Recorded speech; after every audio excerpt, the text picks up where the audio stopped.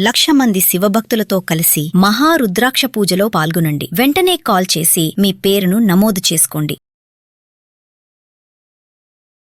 Hi viewers, India's largest digital media network Suman టీవీకి స్వాగతం. ప్రస్తుతం మనతో ఉన్నారండి high court and supreme court advocate Ushasri and life coach కూడా తిను. అందరికీ తెలిసిందే, ఎన్నో కౌన్సిలింగ్ కూడా ఇస్తూ ఉంది.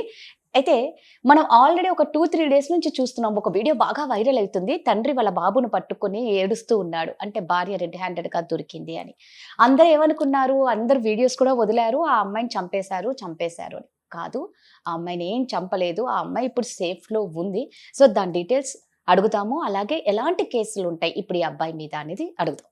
నమస్తే ఉషా. నమస్తే రావు. సో తిరుచిలో జరిగిన ఇన్సిడెంట్ చూస్తే అక్రమ సంబంధం వల్ల భర్త రెడ్ హ్యాండెడ్గా పట్టుకుని ఆమెని చంపేశాడు అని అందరూ అనుకున్నారు. చక్కగా ఎన్ని వీడియోస్ అంటే అన్ని వీడియోస్ ఆ అమ్మాయిని చంపేశారు. ఫైనల్గా చూస్తే ఆ అమ్మాయి చనిపోలేదు అంటున్నారు. అసలు ఏం జరిగింది? రాధా, యాజ్ అన్ అడ్వకేట్ గా మాట్లాడాలంటే ఇవాళ రేపు ఏలో కొడితే సెక్షన్ ఏంటని వచ్చేస్తుంది. చచ్చిపోలేదు కాబట్టి 109 బిఎన్ఎస్ అటెంప్ట్ టు మర్డర్, చచ్చిపోతే మర్డర్ బిఎన్ఎస్ 103. రెండిటికి కొంచెం సివియర్ పనిష్మెంట్ ఉంది. యావజ్జీవ కారాగార శిక్ష ఉంటుంది. Severe more than like 10 years అన్న మినిమం ఇంప్రిజన్మెంట్ ఉంటుంది.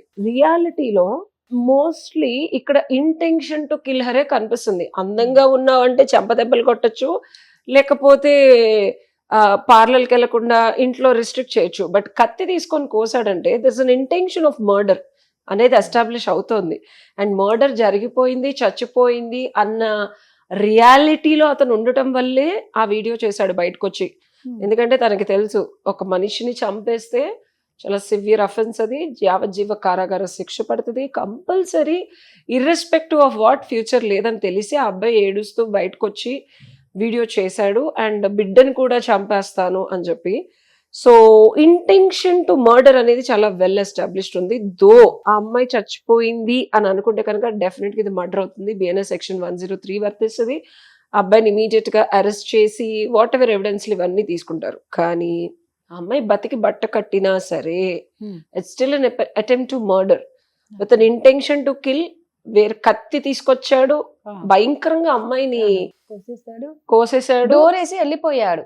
అండ్ దట్టు అంటే ఇంకా చచ్చిపోవడానికి కావాల్సినవన్నీ చేశాడు. డోరేసి వెళ్ళిపోతే ఆ ప్రాణి బ్లడ్ బూజ్ అవుతూ ఎవరు సపోర్ట్ చేయకపోతే ఎలాగా.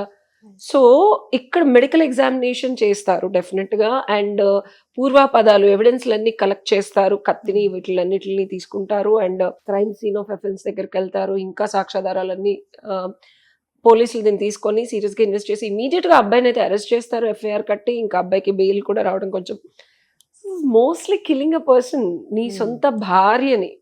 అమ్మాయిలు ఏదో 2-3 కేసులు వస్తే ఓ అమ్మాయిలు ఇలా అయిపోయారు, అమ్మాయిలు అలా అయిపోయారు, భర్తలు చంపేస్తున్నారు, ఇట్లాంటి కేసెస్ లో మనం మాట్లాడుకోవాలి. ఒక భార్య నిన్ను కాదని ఇంకో మగాడితో ఉంటుందని నువ్వు ఇల్లు మార్చావు, కానీ మనసు మార్చడానికి నువ్వేం చేసావు? అంటే నువ్వు కత్తెట్టుకు చంపేస్తే సరిపోతుందా? భర్తగా ఇక్కడ తను విఫలమయ్యాడు. అండ్ ఇంత క్రూయల్ మైండ్, ఇంత క్రుయాలిటీ యాటిట్యూడ్ ఉన్న పర్సన్ కాబట్టి అమ్మాయి ఇంకొకరిని చూస్ చేసుకుందనే చెప్పాలి. ఇక్కడ నేను అమ్మాయిని ఏదో సపోర్ట్ చేస్తున్నట్టు నీకు అనిపించవచ్చు, కానీ రాదా, ఇంత భయానకమైన యాక్షను రియాక్షను చేశాడంటే రియాలిటీలో అమ్మాయిని ఎంత సఫర్ చేసి ఉంటాడు. ఇతను వద్దు అని చెప్పినా, ఇల్లు మార్చినా ఇంకొక అబ్బాయి సాంగత్యం కోరుకుంటుంది. అతనితో ఫిజికల్ గా ఉందా, ఇంకోటి ఉందా మనకి తెలీదు. రెడ్ హ్యాండెడ్ గా పట్టుకోవటం అంటే వాళ్ళు ఏం చేస్తున్నా సరే ఇలాంటి మెంటాలిటీ, బ్రుటాలిటీ, క్రుయాలిటీ ఉన్న హస్బెండ్ నుంచి ఆ అమ్మాయి, ఒక బిడ్డ ఉన్నాడు కాబట్టి ఆ అమ్మాయి తప్పించుకోలేక, లేకపోతే ఇతనితో ఉండలేక ఇంకో రిలేషన్షిప్ కి వెళ్ళింది తెలుసుకొని ఇతను ఇలా చేశాడంటే లిటరల్ గా చంపేసి డోర్ లాక్ వేసి, అది ఎంత క్రిమినల్ బ్రెయిన్ ఉంటే, అంటే ఎదుట జీవి, నీ భార్య, నీ బిడ్డకి జన్మనిచ్చింది, తండ్రి తర్వాత తండ్రిలా కడుపులో పెట్టుకొని తప్పు చేసిన ఒప్పు చేసిన ఆడపిల్లని చూసుకోమని కదా మన తల్లిదండ్రులు మనకి కన్యాదానం చేసి తీసుకొచ్చి నీ చేతిలో పెట్టేది. అంటే నీకు నచ్చనట్టు నీ అసమర్థతని, నీ పనికిరాని తనాన్ని, నీ క్రుయాలిటీని భరిస్తూ భార్య ఉండాలా? ఉండకపోతే చంపేస్తారా? ఇది ప్రతి మగాడిని నేను అడిగే ప్రశ్న. అంటే దీన్ని ఇలాంటి వెలుగులో చూడాల్సిన ఆవశ్యకత, అవసరం రెండూ ఉన్నాయి. ఎందుకంటే తెలుసో తెలియకో తప్పు చేసినా, తెలిసి చేసినా, తెలియక కాదు తెలిసి చేసినా మసిపూసి మారేడుకాయ చేసి మభ్యపెట్టో మాటలు చెప్పో నయానో భయానో లేకపోతే పుష్పం పత్రం ఫలం తోయం ఏదో ఒకటి అమ్మాయిని ఇచ్చో మనసు మార్చాలి. కానీ భర్త నేను ఇల్లు మార్చాను, ఇల్లు మారిస్తే మనసు మారిందా, నీ యాటిట్యూడ్ మారిందా, నువ్వు అమ్మాయిని ట్రీట్ చేసే పద్ధతి మారిందా చూసుకోవాలి.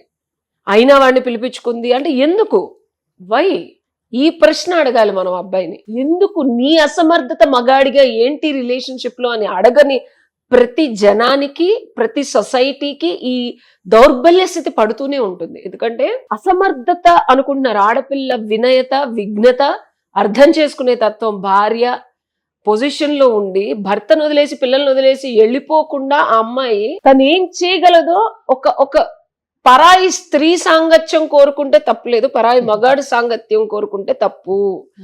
డెఫినెట్ గా తప్పే. నేను ఒప్పు అని అప్రిషియేట్ చేయట్లేదు, ఎక్స్ట్రా మ్యారిటల్ అఫైర్ పెట్టుకోమని చెప్పట్లేదు. కానీ ఒక ఎక్స్ట్రా మ్యారిటల్ అఫైర్ పెట్టుకుంది అంటానికి కూడా ఇక్కడ ఈ అబ్బాయిని వెనకేసుకొద్దామంటే ఈ అబ్బాయి ఆలోచన కానీ బిహేవియర్ కానీ మాట తీరు కానీ చేసిన క్రియా కర్మ కానీ బ్రూటల్ గా, అంటే నువ్వు అందంగా ఉంటే ఇంకొకటితో వస్తావు. ఇక్కడ నువ్వు పెద్ద పాయింట్ ఆలోచించాల్సింది ఏంటంటే రాదా, అంటే పెళ్ళాం అందంగా ఉంటే ఇతను ఇన్ఫీరియర్ గా ఫీల్ అవుతున్నాడు అంటే అమ్మాయిని ఎంత టార్చర్ పెట్టుంటాడు. ఆ అమ్మాయి క్యారెక్టర్ అసాసినేషన్ లేదు, ఏమీ లేదు. నువ్వు అందంగా ఉన్నావు కాబట్టి ఇంకో మగాడు వస్తున్నాడు అనే ఒక మాట చెప్పగలుగుతున్నాడంటే అమ్మాయి అందంగా లేకుండా ఉండే అమ్మాయిని మరి చేసుకోవాలి కదా. అందంగా ఉన్నావు కోసేస్తే ఎవడు రాడు అంటున్నాడు. కానీ నీ క్యారెక్టర్ లోపం ఏంటి, నువ్వు మాట్లాడిన మాటలేంటి, అందంగా ఉన్నావు కాబట్టి నువ్వు ఎవరితో వెళ్ళి పడుకుతున్నావు, ఎవరితో వెళ్ళి తిరుగుతున్నావు అని ఇలాంటివన్నీ మాట్లాడిన తర్వాత ఇచ్చి ఎందుకు నాకు ఇలాంటి వెధవ ఎందుకు అని చెప్పి మానసికంగా శారీరకంగా అమ్మాయి ఇంకొకళ్ళని కోరుకోవటంలో లీగల్ గా సుప్రీంకోర్టు కూడా ఇచ్చింది that she has every consensual sex is legal, nobody can do anything. కాబట్టి చట్టం కాదు అసలు అన్ని చేతిలోకి తీసేసుకుని చంపేశాడా ఏంటది అసలు. అలాంటి మనిషి ఒక సైకో సాడిస్ట్ మనిషితో కాపురం చేస్తున్నానికి అమ్మాయిని అప్రిషియేట్ చేయాలి, అంతే కదా. చావు వరకు తేవడం కాదు, చంపేశాడు. ఆ అమ్మాయికి ఇంకా నూకలు తినాలని రాసిపెట్టుంది కాబట్టి సరిపోయింది. సో నేను అమ్మాయిలకి చెప్పేది ఏంటంటే ఇలాంటి సిచ్యువేషన్స్, ఇలాంటి భర్త ఉన్నప్పుడు నేను కౌన్సిలింగ్ లో కూడా చాలా మందికి చెప్తాను, డివోర్సుల కోసం నా దగ్గరికి వచ్చిన వాళ్ళు చిన్న చితక ప్రాబ్లమ్స్ తో వచ్చే ఆడవాళ్ళు ఉన్నారు. ఇంత టార్చర్ ని అనుభవిస్తా కూడా భరిస్తూ సహిస్తూ ఉన్నారు. This is what is called red flag. ఇలాంటి మనిషితో మీరు బతకడం కన్నా బయటకు వచ్చి జీవించడం చాలా ఇంపార్టెంట్. ఇలాంటి మనిషి ఉంటే తప్పకుండా డివోర్స్ మీరు కాదు నేనే ఇప్పిస్తా.